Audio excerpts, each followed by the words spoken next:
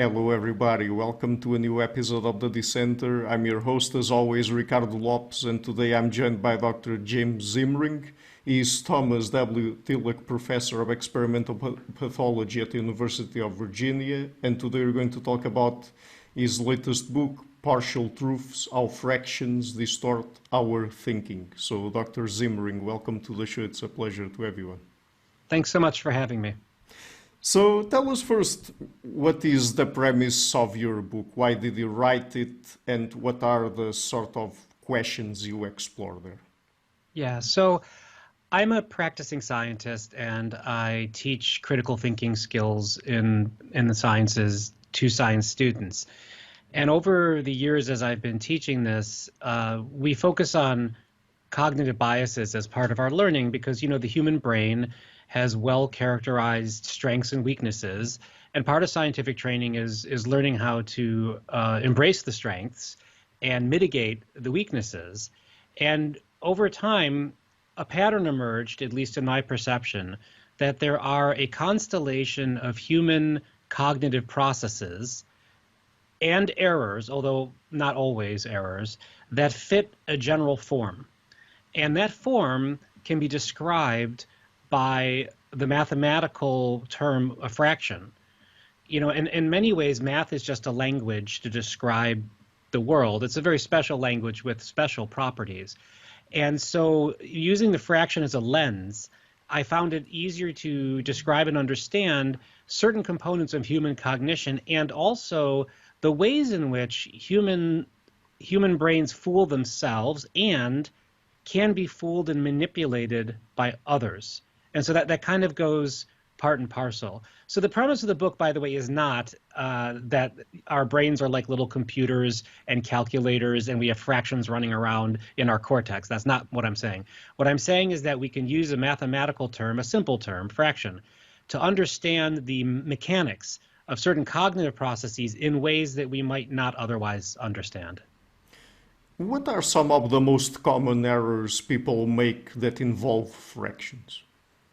Well, so that's the broad topic, right? And so in order to answer that question, I think I just need to first unpack the idea of a fraction. Mm-hmm.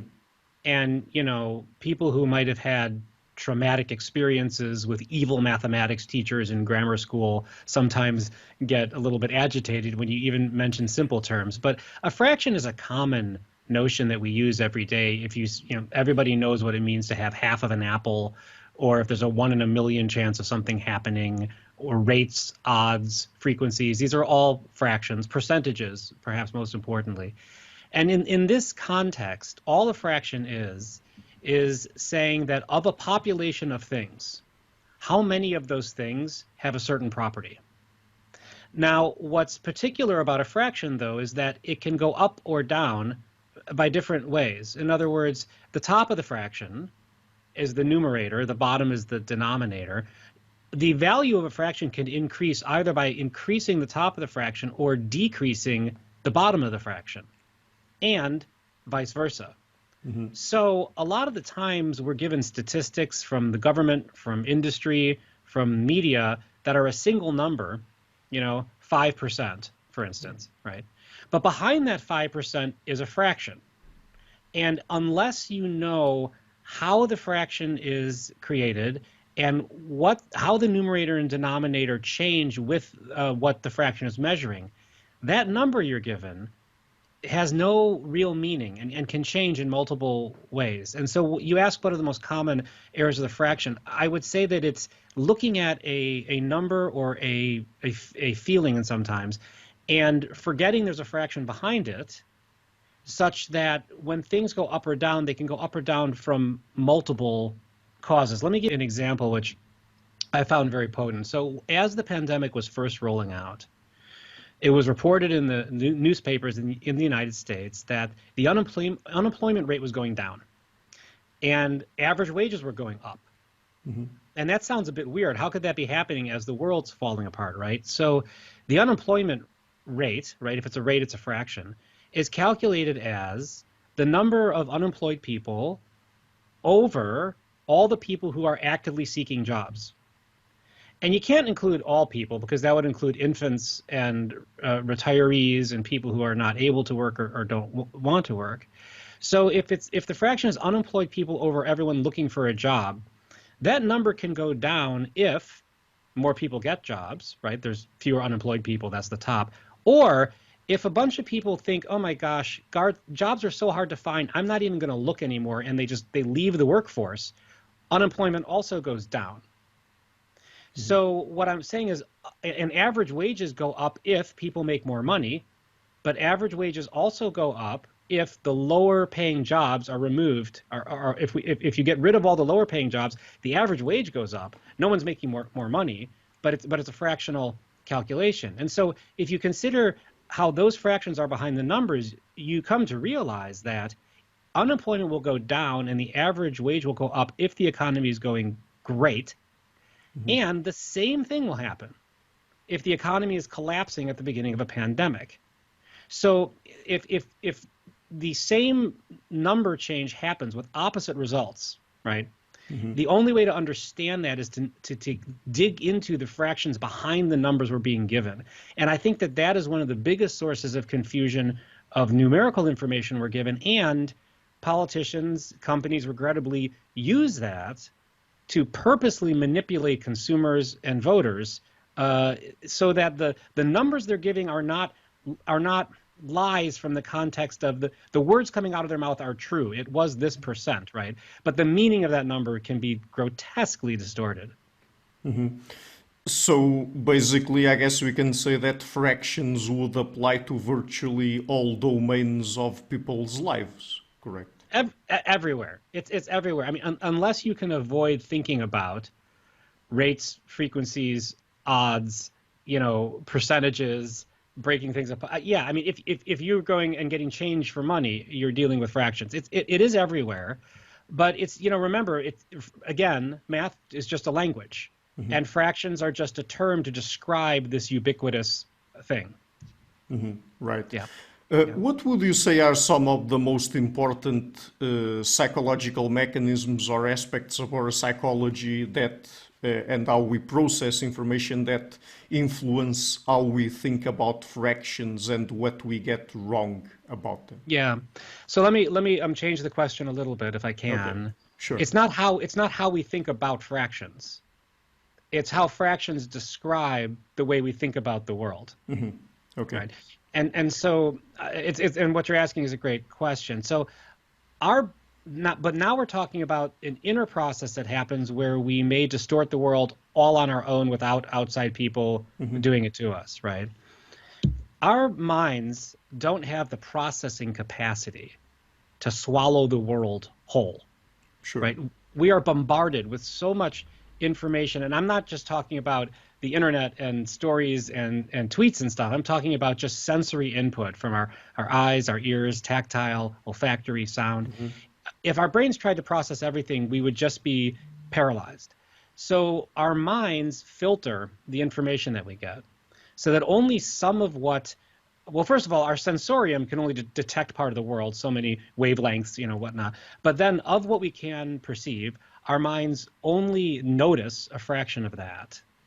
We process a fraction of that, and then we only remember a fraction of that. And at each stage in the process, it is not an accurate representation of the world. We focus on certain things, and this makes an awful lot of sense. If you've ever see a bunny rabbit, if you make noises around the rabbit that it's accustomed to, it just sits there and eats flowers. But if you make a strange noise, it freaks out and looks around. And that's the same thing, with us. If you're driving down the highway, you'll see hundreds of cars. You won't notice them. They'll just go in your mind and out. But if you see a car floating 5 feet above the highway, you'll notice that. That'll draw your attention to it because that's weird. That means that the world's not working the way it should, and probably you should pay attention, right?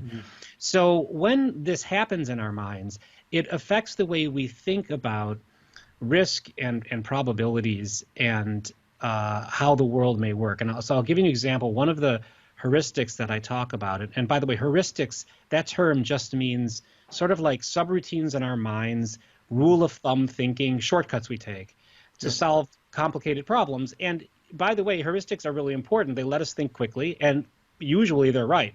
Otherwise, we wouldn't have evolved them. But the availability heuristic is a process by which, and we're going to talk about probability here, or likelihood, right? And so if we're talking about probability, we're talking about something that can be described by a fraction. So we spend our lives quite frequently trying to figure out how likely things are to occur, right? I'm going on a road trip. Should I drive or should I fly, focusing on what's the safest modes of transportation? Mm-hmm. So I would say, all right, well, is it safer to fly or drive? Well, in which case am I more likely to die? In which case am I more probable to die? A fraction, right? And so in order to make that determination, what you'd really have to do is look at the number of people who fly or drive and how frequently they die. And you'd have to control for the fact that, you don't fly very often, you drive all the time. Some people never fly, but you control for it from saying, okay, of miles traveled, what is the likelihood of dying? And you could even say, all right, I'm going to take a trip from Florida to Chicago. If I flew, if I drove, same trip, same distance, what would it be? And when you do that, you find that flying is unequivocally safer, hands down. Driving is so much more dangerous than flying. But many people, right, are afraid to fly, but they drive without even thinking about it. Mm-hmm. Why is that? Well, you might say that's because flying's unfamiliar, you're out of control, there's a pilot flying. But the real answer is, or at least a main answer is that when a plane crashes, the news covers it, they interview the families of the victims, the FAA does an investigation, there's trials about it, it's reported all over the place. It's an incredible event. It's everywhere. And Hollywood makes movies about, plane crashes or the horrors in the sky and that kind of stuff.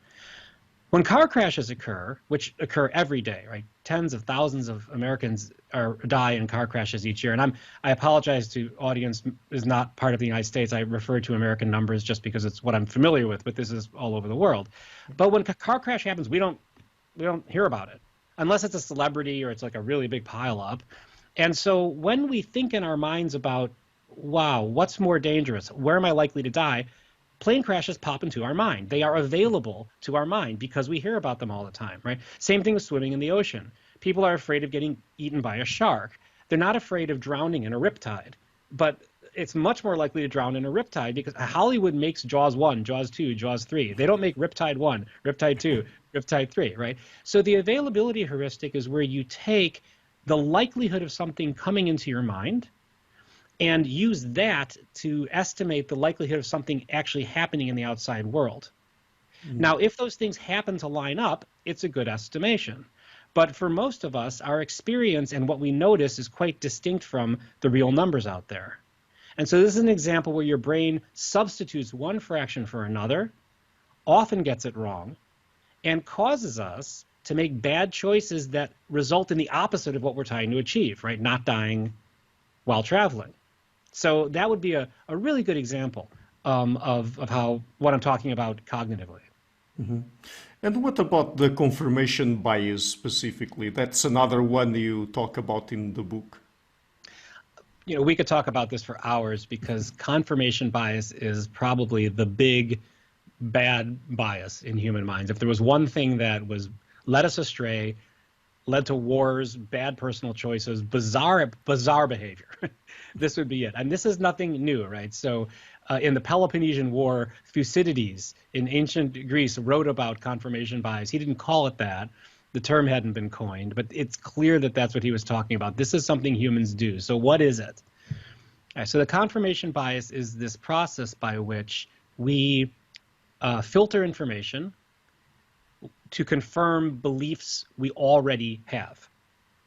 If we have a belief and we see an example that confirms it, we'll notice it and think to ourselves, yeah, see, I knew that would happen. That's what I expected. If we see something that disconfirms our belief, that goes against what we would predict, we tend to either not notice it or dismiss its relevance. And we can talk about in a minute why humans might do this. But this is what we tend to do. And we do it regardless of whether the belief helps us or hurts us. This is not motivated reasoning. This is not, this is good for me, so I'm just going to favor that. Any belief, even harmful beliefs, confirmation bias attaches to. And so one study I refer to, which I think is very relevant to the current times, although it was done decades ago, was a university study where they took students and they pre-screened them for their political views on whether the death penalty was a deterrent for capital crimes, or I guess that's tautology. Death penalty was a deterrent for murder or violent crimes, and they knew what the students' views were up front. Some thought it was, some thought it wasn't. So then they gave them some studies, some scientific studies, asking the question. For instance, if a state introduced capital punishment, did murder rates go up or down before and after? What about states next to each other? One that has capital punishment, one that doesn't. Do they have similar rates of murder? And they gave them this data and information. So all the students got the same information.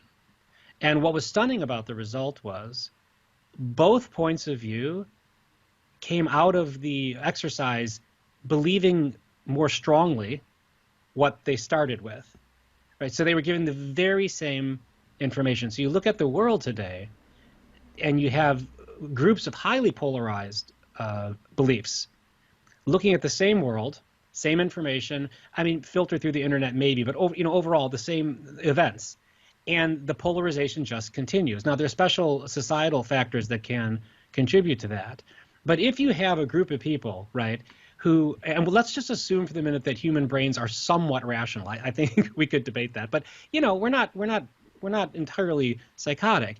And you take people and you give them the same information, and they believe more strongly in different things based upon what they believe to begin with. This is highly problematic. And that's a great confirmation bias example, relevant to politics. But, it happens with all of us all the time. You tend to think, that people who wear green shirts are nice.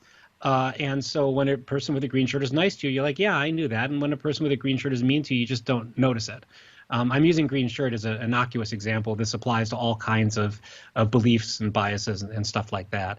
So that's confirmation bias in a nutshell, but it leads to bad decisions, bad beliefs, war, all kinds of problems. And it's difficult. I have to tell you, it's hard to try to understand how the human mind works using a human mind, which is something that none of us can avoid, right?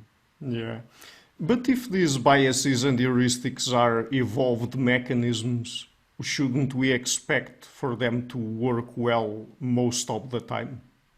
Yeah, well, first of all, let me unpack that a bit.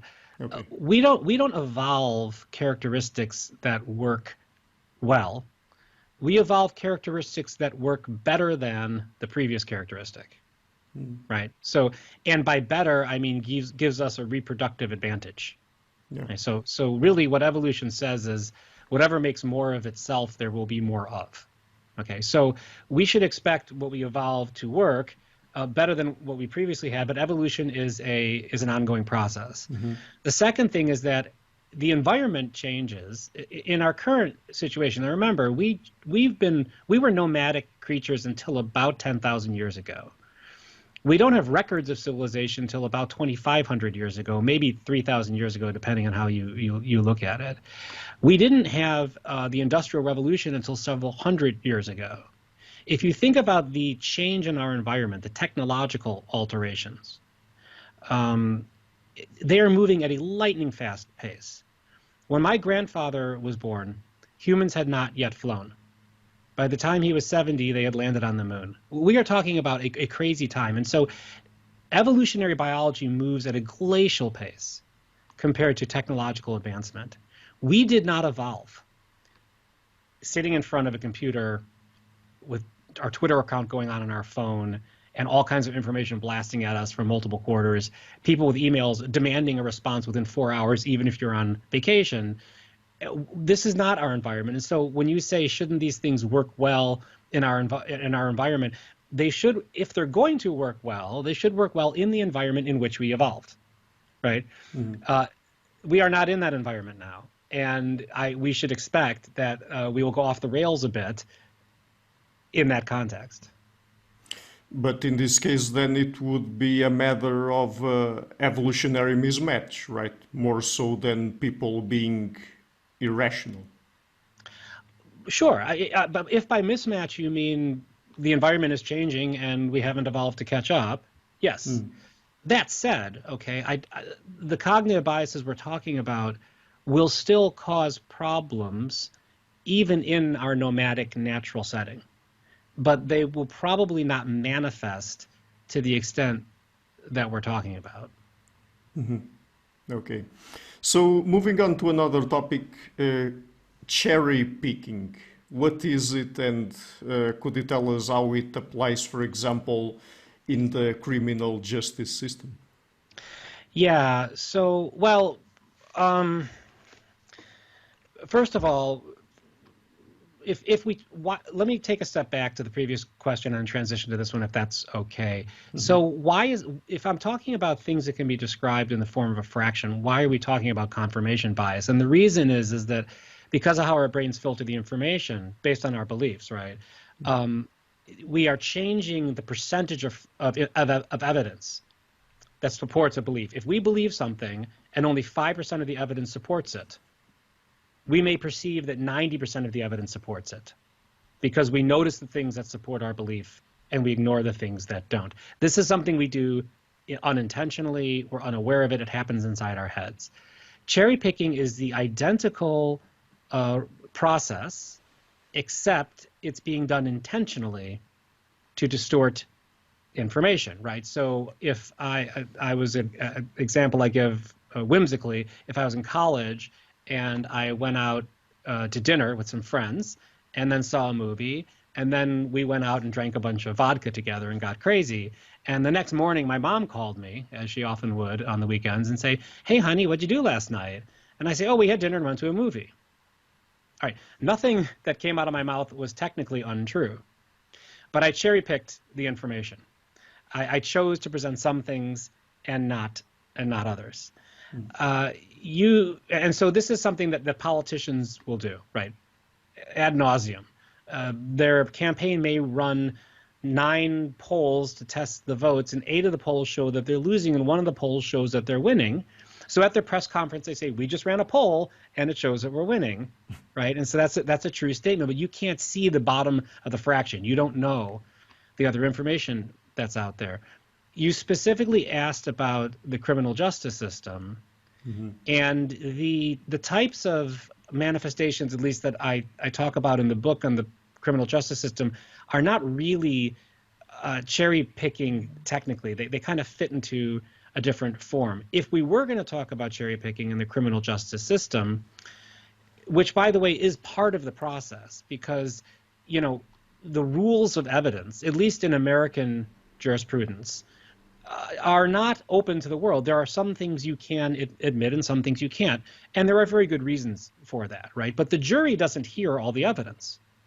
The defense and the prosecution are allowed to selectively present some things and omit other things. Why would we allow people to do that? That seems weird. Shouldn't the jury have all the evidence? Well, let's say that the police pull you over on the road, they search your car without a warrant, they find a dead body in the trunk. They can't show that evidence to the jury. Why not? Because as a society, at least today, we have concluded that our rights to not be capriciously searched by the police are more important than the rights of the victim in this one individual case. So evidence there is filtered, right? And it's the defense and the prosecution will try to cherry pick evidence to manipulate the jury. But again, that's part of a normal process as opposed to a more nefarious manipulation of people, which again, unfortunately, happens constant. Anytime, forgive me for saying this, anytime any government is talking to the populace, they're probably cherry picking the information a little bit, because that's what they do. But another thing related to the criminal justice system is bias within the American police, or at least some activists, politicians, people that are politically motivated say or claim that there's, for example, racial bias. Is that correct? Is there evidence for that? Well, first of all, this is a very contentious argument. And the word bias has a couple different meanings that we need to be very careful to make a distinction Okay. Whether or not there is racism, prejudice, sexism, socioeconomic discrimination within the criminal justice system in the United States or in other places is a sociological, anthropological question that I'm really not addressing in this work. And I don't think that I would want to talk about it just because the data are complex depending on how it's looked at. But what I would like to say is this, because this is very important to what I'd like to discuss. Let's set aside human prejudice for a minute. Mm. Let's ask the follow. So, because a term that's used a lot in the States, at least, is institutional racism. Yes. Right now, that term to a lot of people means that the institutions that govern us are cognitively, are purposefully discriminating against a certain group because it's baked into their culture. Mm-hmm. That may be the case. I'm not talking about that. I'm going to say this. Let's remove the human psychology and define the following statement. If two groups of people are treated differently under the law, not because of their race, but just in case they happen to be a certain race, okay? So if two groups of people are treated differently under the law, just in case they happen to be a different race, that would be institutional racism, okay? If we define it that way, then I think unequivocally that is the case, even with the best of intentions to avoid it. And so I talk a lot about how big data is being used to focus police efforts in an attempt to decrease crime. And the claim has been made by a lot of people that, well, computers are not humans. Computers don't have racism. Computers don't have sexism. If we use computer algorithms to help guide our activities, then we can get rid of human bias. That is not the case, regrettably, for two reasons. One, whatever information you put into the algorithms affects the outcome. So if the information coming in is biased, that's problematic. But let's even set that aside. So this is just an example, but and again, I'm gonna speak in American jurisprudence.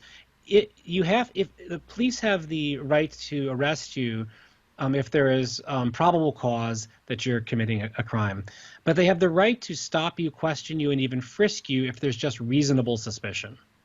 Now, reasonable suspicion is kind of a squishy term, and at the end of the day, a lot of juries, spend a lot of time trying to figure out what the term reasonable means. Yeah. But historically, this is, police officers have a lot of experience, and they tend to know when things are going right or going wrong. There is a database in California called the Cal Gang Database, and getting on the database is supposed to reflect whether you were likely to be a gang member that would be more likely to commit a crime. And there are various criteria on the Cal Gang Database. Now, two of the criteria on the Cal Gang Database are you frequent areas known to have a lot of gangs, and you have associations with known gang members. Well, let's say that you're just a person who lives in a part of town where there are a lot of gangs. Well, you frequent a gang area because, you live there. And your neighbors might be in a gang, so you associate with gang members. And what that means is that there's a dragnet that everybody who lives in a part of town where there are gangs is on the Cal Gang Database. Mm-hmm. This is problematic because being on the database, I'm sorry, I need to amend my statement. Everybody in that part of town could be on the Cal Gang Database if anyone wanted them to be. If you could look at them and say, yep, they have the characteristics. And what that means is that being on the Cal Gang Database fulfills the requirement for reasonable suspicion. And so what that means is that effectively, law enforcement can detain and frisk anyone living in that neighborhood of town. They can justify it, where they couldn't do that in other parts of town. And to show how absurd, how fraught with problems the database is, there have been several examples of infants winding up on the Cal Gang Database, right? And so we're talking about a situation where, the Fourth Amendment in the American Constitution is what guarantees not to have capricious search and seizure by law enforcement. People who live in socioeconomically depressed areas, which tend to have gangs, have fewer Fourth Amendment rights than other people. Now, for other social reasons, minorities are overrepresented in poor parts of towns where there are gangs. That is a separate problem, but that is a fact. And therefore, just in case you happen to be of a minority race, you have less rights under the law with regard to police searching, and new technologies is just making this worse. There are technologies now that police are deploying, cities are deploying, where they have microphones around neighborhoods, and the microphones are on all the time, and they're listening for gunshots. And if they hear what the computer thinks is a gunshot, it will alert the police and also locate where the gunshot is thought to have come from and deploy the police there. Now they have probable cause, there's a crime going on, we can investigate. But the error rates of these microphones are incredibly high. Not only do they say there's a gunshot when often there isn't, they locate it to the wrong spot. And these microphones are being installed in neighborhoods where crime is high and not in neighborhoods where crime is low. And again, there's a socioeconomic uneven distribution of people just in case they happen to be a certain race in those parts of town. Now, let's be fair to law enforcement in the cities. They have limited resources.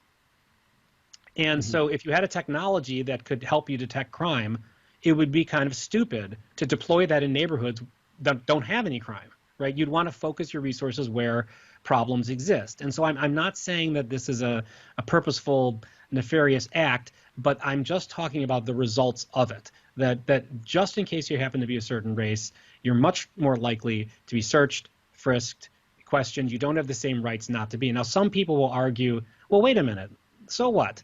If you're not doing anything wrong, you don't have anything to worry about. That is not the point.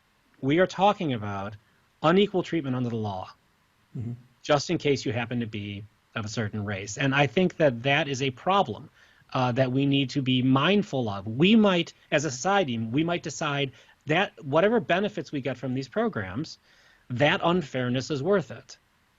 We might decide that. We might actually do the radical act of asking the people who live in that neighborhood if they want those types of technologies or not. But what we should not do is deny the circumstance.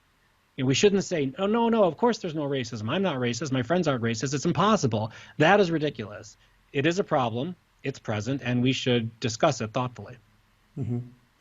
So, changing topics now, how does it happen that people sometimes find patterns where they do not exist and come and believe in things like conspiracy theories and prophecies? Yeah, so first of all, going back to, you talk about how we evolved, humans are extremely good at finding patterns that are actually there. And this is a tremendous advantage because if you find a pattern that's there, it probably reflects some kind of an association in the world. And if you can figure out an association, you can predict and control what's going to happen. Yeah. The problem comes is that we're so good at finding patterns that we find patterns that are not there or are chance patterns, and we assign meaning to them when we shouldn't. And this is another example of where a fraction is really meaningful because, again, like I said, you're driving down the highway, you don't notice all the cars on the highway, but you do notice the one that happens to be floating. Well, in your life, you may see trillions of images, right, that don't have any particular pattern that you recognize in them, and you never ever notice them. But you might just happen to see an image in a piece of toast that looks like a religious icon that your anthropology would cause you to recognize. Or you might see something, really strange that seemed, oh my gosh, that looks like some dead relative. It's them communicating with me from beyond the grave. The explanation, right, the need to explain something presupposes that there's anything to explain.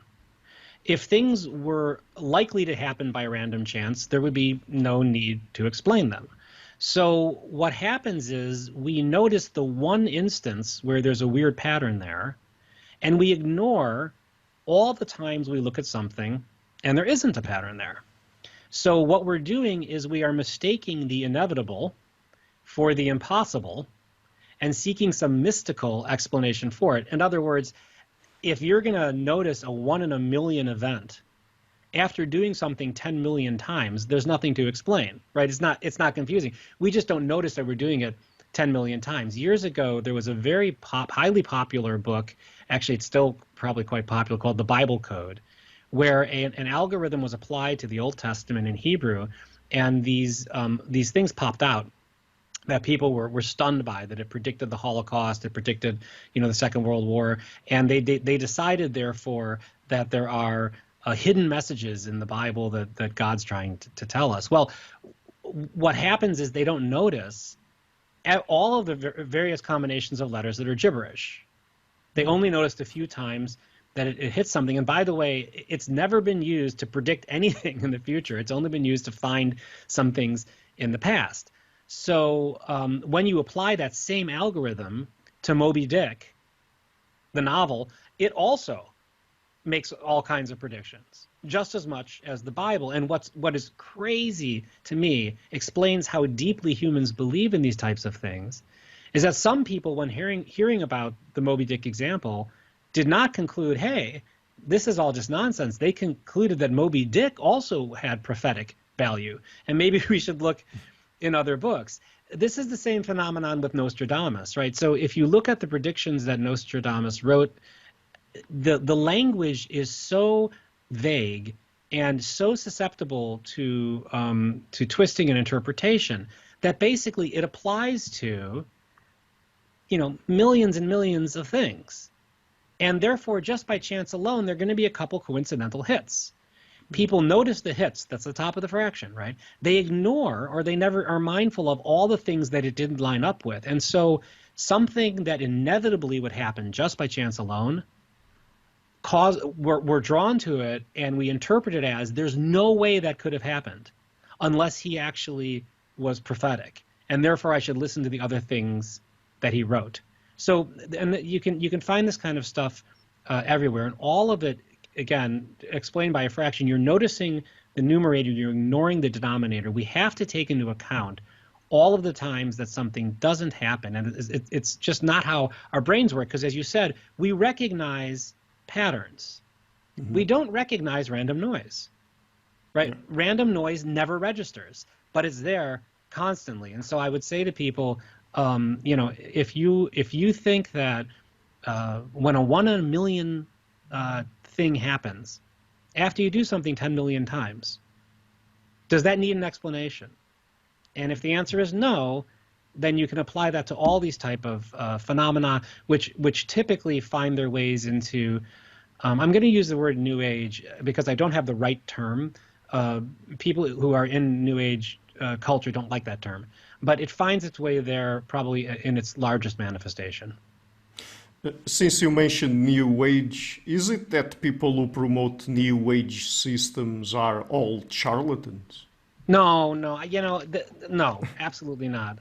There are, of course, horribly dishonest people who take advantage of the vulnerable. And this has been documented. And look, 1% of humans are sociopaths, and I don't know what else to say about that.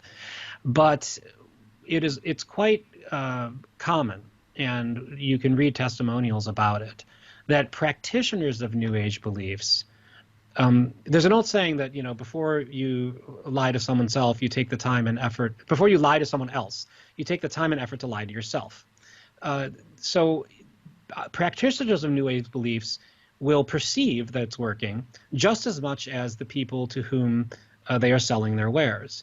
And in fact, when the people to whom they are selling their wares perceive benefits, right? It's proof, it's feedback to the person carrying out the act or advocating the practice. And I want to make a very careful statement here. When you talk about benefits of New Age beliefs, crystal therapy, clairvoyance, Nostradamus, whatever, the people who are seeing those patterns, they are experiencing the New Age practice working. That is their experience. Yeah. And their experience is not necessarily misguided because of how their brain is filtering the world. And so what's happening, though, is what they are experiencing is an illusion. Okay. Now, let me also say that there are some, again, I'm a practicing scientist, and there have been what would be deemed New Age belief or, kind of folk remedies that have turned out to be quite correct. Once they were evaluated scientifically, certain things that people would do in the past, taking the extract of this type of bark or St. John's wort. I mean, these things have been shown, yes, to have some efficacy, but generally they don't. And what happens is when you apply scientific scrutiny to New Age claims and there's no effect, right? There's nothing there. Then you get into a clash of cultures because the New Age advocates will say, well, the negative energy of the skepticism of your trial destroyed the effect. My fortune telling works when I do it in my own space with my own clients, but if I have people watching me, I get nervous, it just can't work anymore. Now that's not necessarily an illogical statement, right? It's plausible that this could occur, but what it does is it renders a situation where you can't have science, you can't evaluate it. And then you have to look at it and say, well, wait a minute. We know that human cognition will cause the illusion of these types of things working all the time. We can document that over and over and over again. What is more likely? That a human error we consistently make throughout history and all the time is happening one more time, or that there's actually a practice that works but stops working if people pay attention to it with a skeptical eye? And I mean, that's the question you have to ask. Right. Why is it that the universe seems to be designed or fine-tuned to us? Yeah, this is a really interesting topic. You know, this goes back. The great luminaries of historical thought have noticed this. Sir Isaac Newton wrote about it specifically, that when we look around at the universe and life also, it has the appearance of being created. Now, why is that? It has the appearance of being created because it seems so special that it could not possibly have come into being by accident, right? And if something could not possibly have come into being by accident, there must be some other explanation. It must have been created. A classic analogy is given if you're walking down the street and you see a bunch of sticks and twigs scattered about. They're in a particular conformation, right? But it needs no explanation because that's just how the world is. But if you see a pocket watch on the ground with intricate gears and ticking, you don't imagine that just happened to come into being. Clearly someone made the watch, right? So the universe has the appearance of a watch. Why does it have that? If you look at life on Earth, it's incredibly finely tuned, right? The flowers provide pollen for the bees, which the bees need for food, but the flowers need the bees to spread the pollen to other places so seeds can be made. This is everywhere on Earth, not just amongst animals and plants, but I'm a molecular biologist. Inside our cells, the intricacy, I've never ceased to be amazed at the intricacy of the interaction of molecules and cells in what is really a symphony of coordination. This cannot, and I'll make that claim, cannot have just fluxed into being. Okay, I'm going to talk about life first. But people who say, wow, life, you know, my choices are God made life. I'm going to say God, often an intelligence made life, right? Or it randomly fluxed into being. Those are my choices. That is a misinterpretation of your choices, right? Just talking about life, evolution is a process by which species adapt to their environment. Species change based upon their environment, and other species are part of their environment. So if you're really amazed by how fine-tuned life is, you should also be amazed at how perfectly the water in a swimming pool fits the shape of the pool. I mean, the pool may have cracks in the cement, and the water fits those cracks perfectly down to the molecule. There's no way the water could fit that crack so perfectly unless the water had been specifically designed for that pool by an intelligent designer, right? Because evolution is a self-adjusting fraction. It adjusts to itself. What's really ironic about the claim that intelligence design advocates make, and by the way, I am not here to say intelligent design theory is wrong. That what I am here to argue is that the probabilistic justification of intelligent design theory is flawed and wrong. And I'm talking about that because, again, it's a probability, it fits the form or fraction. And that's all I'm talking about. There's a lot of theological components here that are not relevant to this discussion. But having clarified that, what's ironic is that evolution theory predicts a fine-tuned life on Earth more than intelligent design. Why is that? Well, if there's an intelligence designing life, that intelligence presumably can design it any way it wants. Mm-hmm. Right? You can make life fine-tuned, could have made life non-fine-tuned, could have made life not at all, could do anything. It's not inevitable that an intelligence would choose fine-tuned life. Maybe the intelligence wants a messy world. Evolution theory has to have fine-tuned life because over time, over long periods of time, the life tunes to itself. So actually, the fine-tuned nature of life is more consistent with evolutionary theory than intelligence design theory. Now, there are problems, of course. If you happen to believe that the Earth is only 6,000 years old, then basically that explains why you think either intelligent design or random fluxing in the being, because 6,000 years just isn't long enough for things to evolve. And so there's some reasonable background beliefs there. So that's life. But this question goes much deeper than that because the universe itself, you know, the physical constants of the universe are so precisely tuned to each other that the smallest deviation would result in a universe that either could not support life or wouldn't exist at all. So evolution is now out of the equation, right? Planck's constant doesn't evolve according to the speed of light and they adjust to each other. We believe, right, that these are just constants of the universe, which is kind of funny, by the way, because we've only been observing them for several hundred years, so they may be changing very slowly, and we just don't know it yet, but we'll say they're constants of the universe. And so the question then is quite complex, because what of all the possible universal constants there could be, the endless combinations of them, what are the odds that the one that just happened to be stable and sustain life could occur? Again, we're at a probability. It's the same thing with the fine-tuned nature of life argument. What we're really asking is, what we're really saying is, it's reasonable to not believe in impossible things. Right? Mm-hmm. That's reasonable. And I am concluding it is impossible that fine-tuned life could have come to be on its own and that the universe could come to be on its own. This is impossible, and therefore it must have been designed. So the evolution explanation explains why it's not impossible that life would be fine-tuned. It's inevitable. But what about the universe? So now we're back to a probability guess. Now, first of all, there's an argument out there, and I like the argument, although it does have some flaws, called the anthropic principle that basically says, well, wait a minute, hang on a second. If, just in case the universe could not support life and was not stable, there would be no humans around to wonder where the universe came from, right? Mm-hmm. Only universes that can support life and are stable will have creatures wondering where it came from. So there's nothing that needs to be explained. and there is some truth to that, right? This is kind of a circular reasoning thing. Yeah. That having been said, scholars on the issue from the intelligent design side have made the point that you're asking the wrong question here. The question is not, in a universe that can support life, you know, we happen to be asking where we came from. The question is, why did that universe exist at all? Mm-hmm. And so, but the problem is this. Let's talk about humans.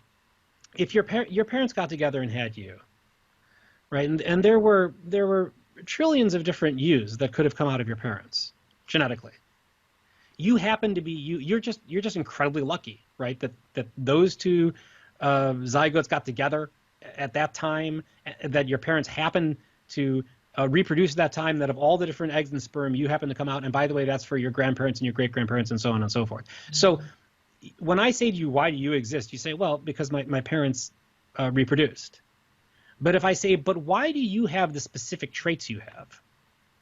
So I kind of look like my parents. I'm like, no, that's not what I'm talking about. Of all the different traits you could have trillions of different, combinations of DNA. You are just one example. What is the explanation for that?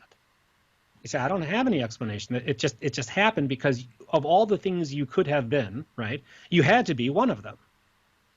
That's just what it is, right? You don't say, so you're incredibly unlikely. Your particular combination of DNA is incredibly unlikely, but you don't say because it's unlikely, therefore an intelligence must have specifically chosen base pair by base pair what I am. You just accept that you had to be something, right?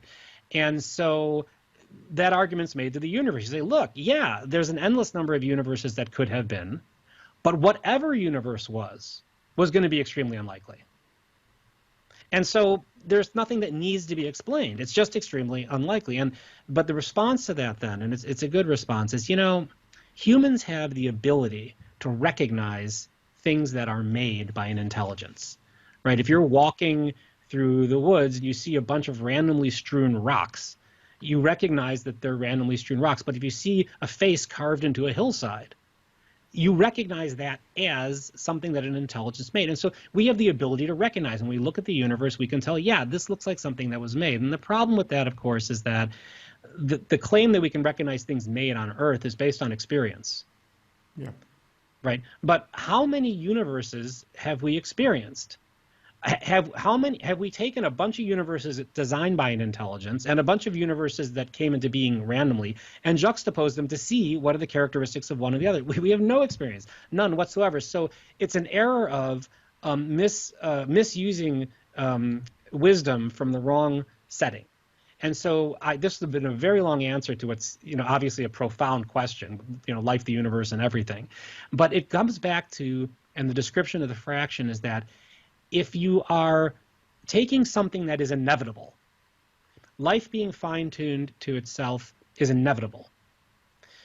Whatever universe would be, that universe would be extremely unlikely is inevitable. Why are you trying to explain inevitable things, right? Mm-hmm. You're mistaking the what has to be for something that is seemingly impossible and seeking an explanation for something that doesn't need an explanation. And that's the probability argument here. Right. Could you tell us now about how sometimes scientists themselves might make bad use of statistics?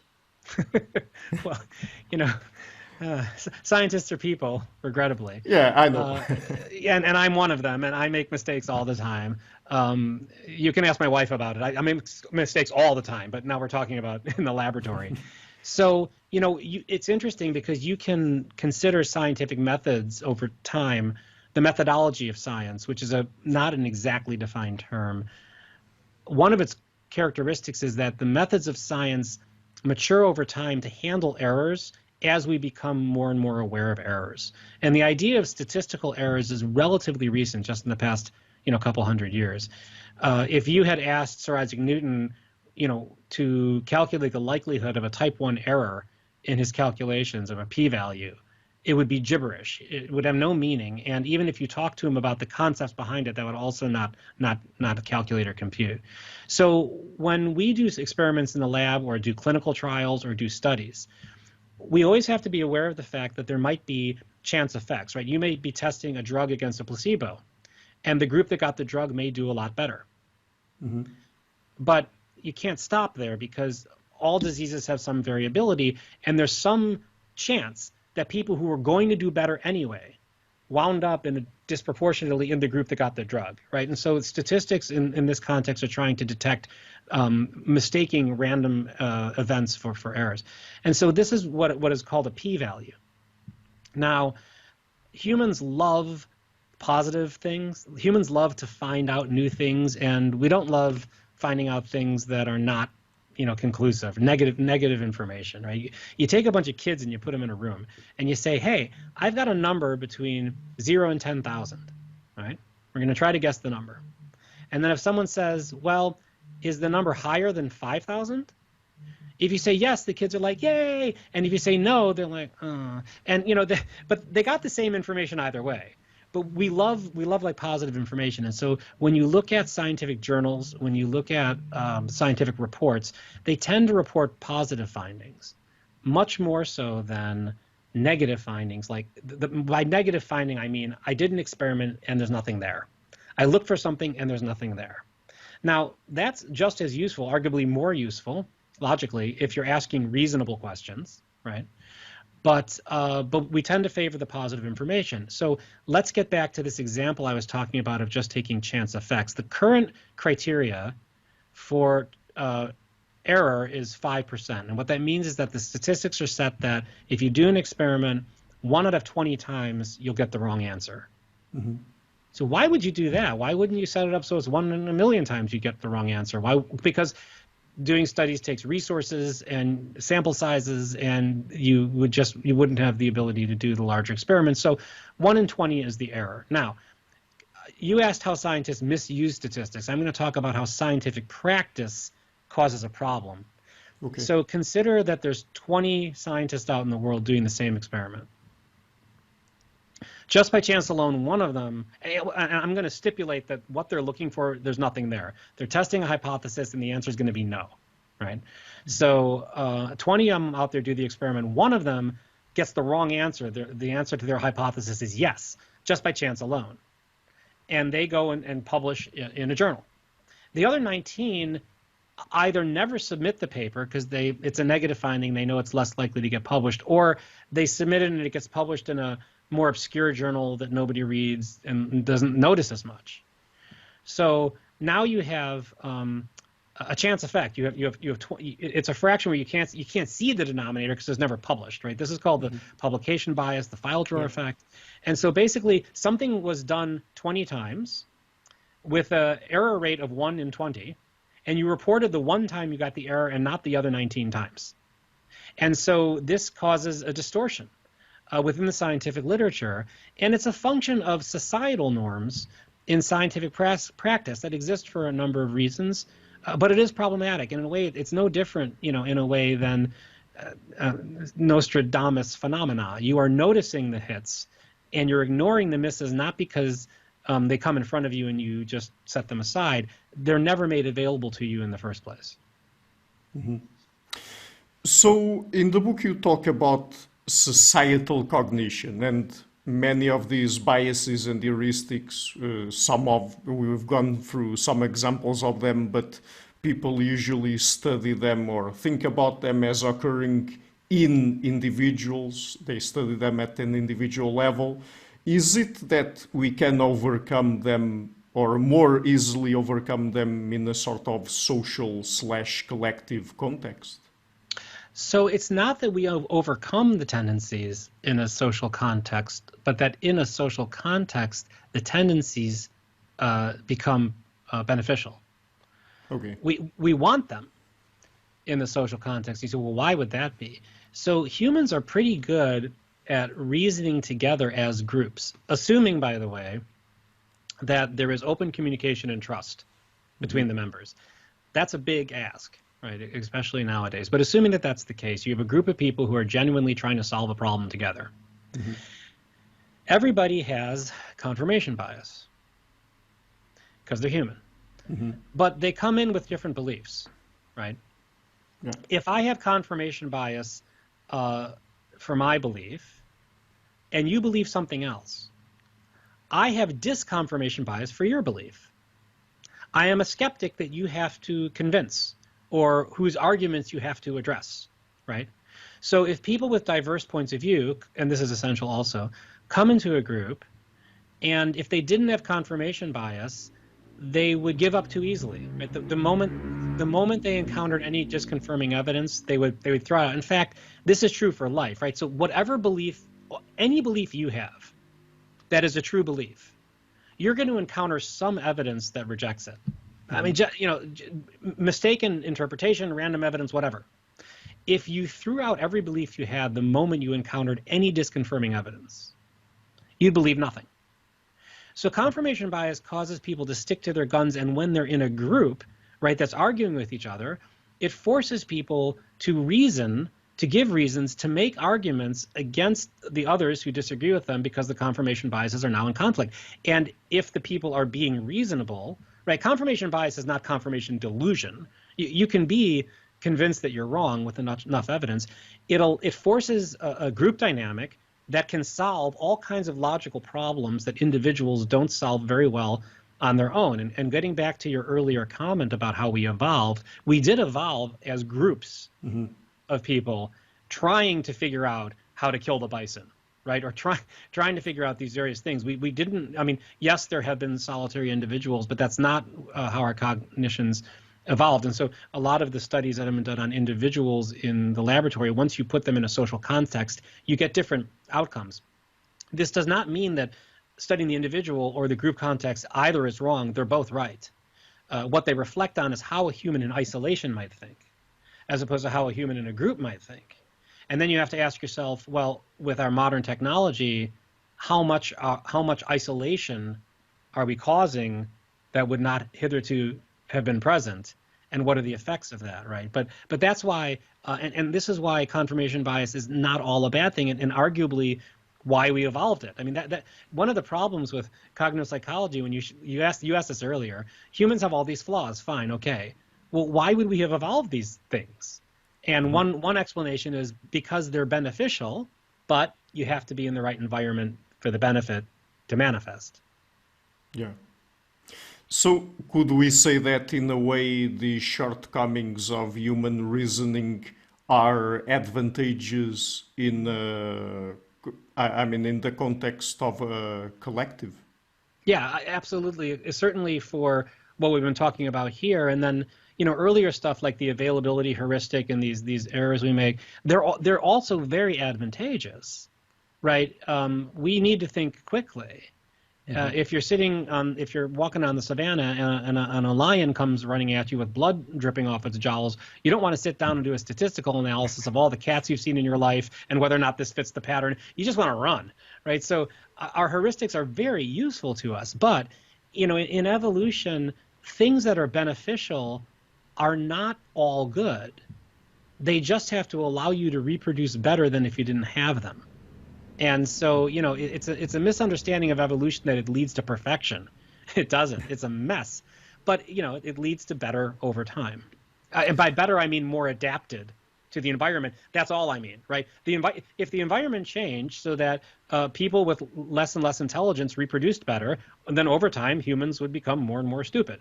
It's not, there is no progressive plan here. It's an environmental stimulus, and we adapt to it. So perhaps related to what we're talking about now, there's a model of human reasoning that in the book you call the intellectualist model of human reasoning. So what does it get wrong about reasoning? Well, so there's the interactionist model of human reasoning, which is people talking as a group, and then the individualist intellectualist. So I don't think wrong is a big word.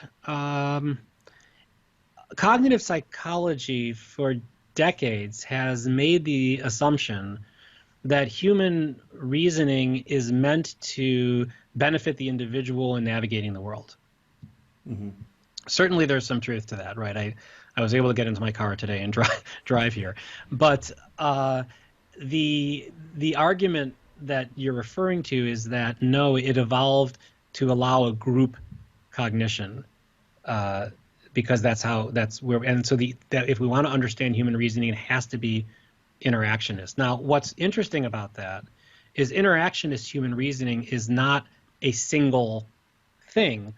How it works depends upon a number of factors, including whether there's trust between the individuals, how people are communicating with each other, whether there's honesty in communication, and, by the way, a diversity of opinion to begin with, right? Because if everybody came to a group discussion already with an identical belief, there could be no reasoning or vetting of arguments. It would just stop because everybody believed the same thing.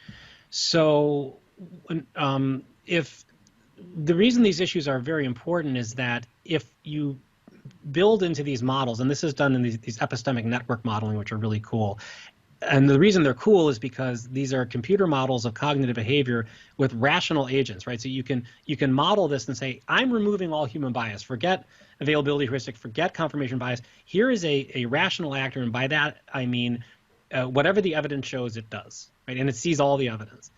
If you do that, then the groups reasoning together usually get to the correct conclusion over time.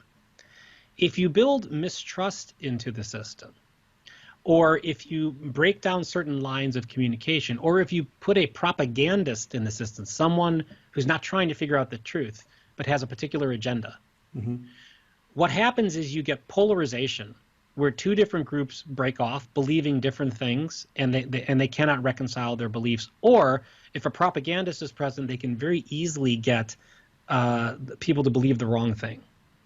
So when we talk about political discourse, policymakers, evidence, lobbyists, right?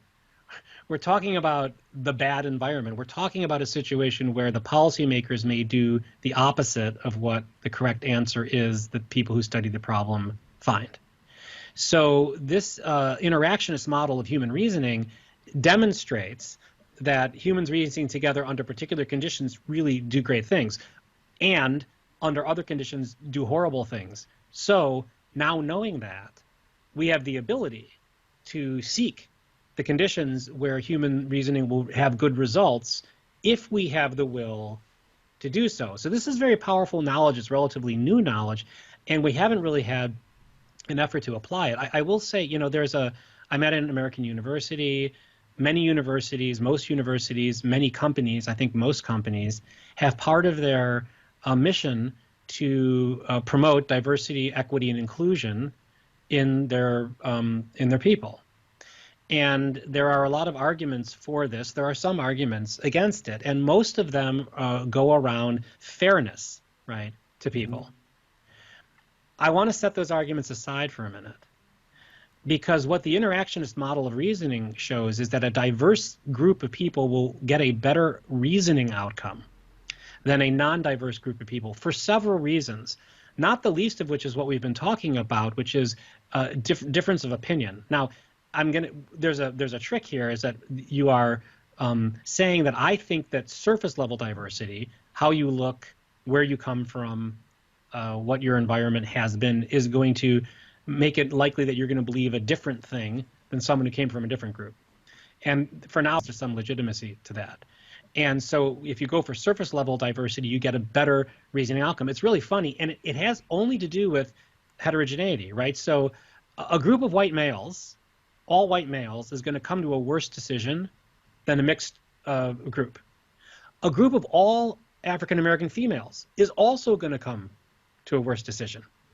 What you need is diversity to begin the conversation so that there's different viewpoints that can reason through something. And so here, setting aside issues of fairness and equity and societal injustice, opportunity, a justification for diversity in the interactionist model of reasoning is nothing to do with fairness. It's because that's going to get you the best outcome, reasoning-wise. In this case, at least in my opinion, right, the right thing to do from a fairness standpoint is also the best thing to do for the outcome you're seeking. So the interactionist model of reasoning is a very powerful thing if we use what it's telling us to try and create circumstances where humans reason well together and avoid circumstances where humans do really horrible things. Whether we can make those implementations or not, that's a separate issue. Yeah. So, I mean, perhaps just one last question to wrap up the conversation. So when it comes to these errors of human reasoning, biases, heuristics, etc., and things related specifically to fractions, as we've been talking about, regardless of whether it's really possible for people individually or collectively to overcome them, should we do it? Right. You know, this is a great question, because there's a whole field of work called debiasing. And again, I need to clarify terms. We are not talking about getting rid of prejudice. Sure. We're talking about cognitive biases and trying to control for them. So that's what the term debiasing means. You know, there have been some claims that, oh no, don't take away our heuristics, we won't be able to function. We have them for a reason. And I think we can all rest comfortably. No one's going to take away your heuristics from you because they couldn't, even if they tried. These are not part of our cognition. These are our cognition. Yeah. And so the question is, are there things we can do to keep the benefits of our biases and heuristics and mitigate the things that they do that we're trying to avoid, the bad things? And the answer to that is that there has to be a lot of pedagogical research here, and they're making progress. So early attempts to a control of this thing is that you sit people down and you teach them in a formal setting, kind of like we're talking about here. These are the errors humans tend to make, and you show them examples of it. And you say, okay, you are a human. You are also prone to make these errors. Don't do that anymore. That doesn't work.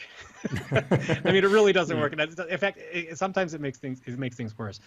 But what is showing some benefit is changing the way that people approach problems and teaching them metacognitive habits, right? And so basically, if you speak in different language using natural frequencies instead of numbers, if you ask people to think mechanistically instead of reason-based, and get them in the habit of asking mechanistic, how does this work questions, you can make a lot of progress. And let me just unpack that briefly and give you an example. So if you take people who believe something and say, how look at an object like a microwave oven in your kitchen and say, how well do you understand how the microwave works on a scale of 1 to 10?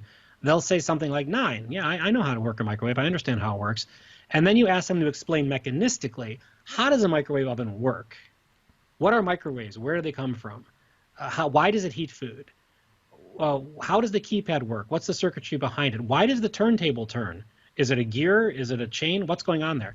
They'll realize, oh gosh, I don't know much about how it works. And then you ask them again to put on a scale of 1 to 10, and instead of 9, they'll say 7 or 6, because they're mistaking how it works for how to use it. Mm-hmm. This is an illusion of understanding here. And so the same thing happens with political views. If you say to someone, you ask them political questions about foreign policy, tax, whatever, they'll say they believe very strongly this ought to be the case. But then if you ask them, but how would that work? How would that tax policy result in the effect that you think it will? How would that foreign policy result in the effect that you think it would? How would that social program? And they reflect upon it and realize, gosh, I'm not sure I know. I'm less confident now. I'm going to seek out reasons. I'm going to have a conversation around it. It depolarizes. What's interesting, actually, is if you ask people just for the reasons they believe in something, it can make them believe it stronger. Because, oh, look, I have all these reasons. And then you say, yeah, but how would those reasons actually result in mechanistically what you think? Then people tend to pull back and say, you know what, I'm going to be more thoughtful about this. I'm not just going to parrot what I've been told. I'm not going to build a belief construct with premises that I don't understand where they came from. So hopefully, as educators are learning more about this, and they study this as a formal topic, right? They look at different ways of thinking and educating people and what the outcomes are. We're going to make some progress in being able to do that. But it's a tough road, right? Because for a very long time, we've evolved these processes because they help us. And if there were humans who evolved who just dropped their heuristics, they'd have a huge disadvantage, right? So I think that this is something that we're going to have to work very hard at and be mindful of, assuming people out there want to. That's actually the biggest hurdle, right? Getting people to say, hey, I'd like to make better decisions. I'd like to think more rationally, and I'm going to take the time and effort to teach myself to do it, as opposed to just denying that I have any problems in the first place. That is also, I think, problematic. Okay, so let's end on that note. The book is again Partial Truths, How Fractions Distort Our Thinking. I will be leaving a link to it in the description box of the interview. Dr. Zimring, just before we go, would you like to tell people where they can find you and your work on the internet? Thanks for asking. So I do have a website, jameszimring.com. The book is available from Columbia University Press and indie bookstores, but it can also be purchased on Amazon.com and the major booksellers as well. Okay, so great. Thank you so much for taking the time to come on the show, and it's been a real pleasure to talk to you. Oh, the pleasure's been all mine. Thanks for having me on. Hi guys, thank you for watching this interview until the end. If you like what I'm doing and to help me keep the channel sustainable, please visit my Patreon page or PayPal and consider making a pledge there. Otherwise, and if you like what I'm doing, please share the interview, leave a like and hit the subscription button. The show is brought to you by Enlights, learning and development done differently. Check their website at enlights.com. I would also like to give a huge thank you to my main patrons and PayPal supporters, Karen Litska and Blanchett, Parago Larsen, Lagureiro, Francis Ford, Hans Frederick Sunda, Ricardo Vladimiro, Craig Healy, Adam Kessel, Olaf Alec, Jonathan Wiesel, Jacob Klinkby, Matthew Whittingbird, Arno Wolf, Tim Hollesy, Enrique Alenia, John Connors, Paulina Barron, Philip Force Connolly, Jerry Mueller, Herbert Gintis, Rutger Vos, Bo Weingard, Rebecca Newberger, Goldstein, Dan Demetriou, Robert Windager, Rui Inácio, Arthur Coe, Zup, Marco Neves, Colin Holbrook, Susan Pinker, Bernardo Seixas, Pablo Santurbano, Simon Colombo, Jorge Espinha, Phil Cabana, Mark Blythe, Roberto Iguanzo, Michael Stormir, Eric Neumann, Samuel Andreev, Tiago Nunes, Bernard Dugny, Alexander Dunbauer, Fergal Cusson, Evan Bodrenko, Hal Herzog, Don Ross, Jonathan Librand, Oslin Bullitt, Nathan Nguyen, Stanton T, Samuel Correa, Eric Hines, Mark Smith, J.W., João Eira, Tom Hummel, David Sloan Wilson, Yacila Deza Araújo, Eden Solon, Romain Roach, Dmitry Grigoriev, Diego Londonio Correa, Tom Roth, Yannick Punter, Adana Rusmani, Charlotte Bliss, Nicole Barbaro, Adam Hunt, Pavel Ostazewski, Nelek Bach, Catherine and Patrick Tobin, Al Ortiz, Guy Madison, Gary G. Hellman, João Linhares, Lida Cosmides, Saima Afzal, Adrian Yegi, Nick Golden, Paulo Tolentino, João Barbosa, Jules Price, Edward Hall, Edin Bronner, Franca Bortolotti, Gabriel Pons Cortez, Ursula Litska, Denise Cook, Scott, Zachary Fish, Tim Duffy, and Todd Shackelford. My producers Cesar Webb, Jim Frank, Lucas Stafinia, Kian Gilligan, Luís Caetano, Tom Vanagdam, Curtis Dixon, João Linhares, Benedict Mueller, Vega Guidi, Sardas France, Thomas Trumbull, and Nuno Welder. And my executive producers Michel Rugieski, Rosie, James Pratt, Matthew Lavender, Sergio Quadriano, and Bogdan Kanivets. Thank you for all.